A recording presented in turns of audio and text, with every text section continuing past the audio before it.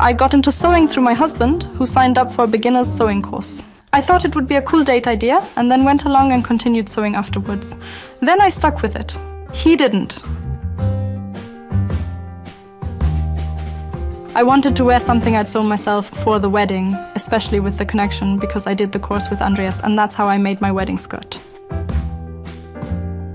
I mainly do thrift flipping, so I sew something completely new from old clothes, unused clothes, such as a jacket from a skirt. I always share my thrift flips on Instagram, and I always post a before-after photo, so you can see what the item of clothing looked like before and what I then made out of it. I had a different sewing machine before, but of course I was familiar with BERNINA through Instagram and other sewists.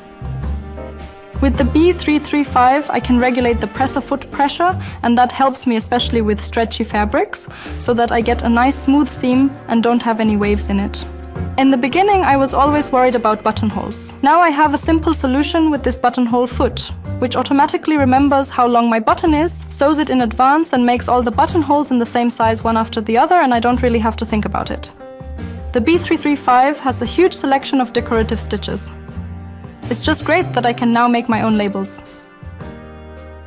No matter what project I'm working on, there's always a challenge, and once I've completed it, it's the big day. It's the same with every project. The B335 is handy, I can take it with me and place it wherever I need it.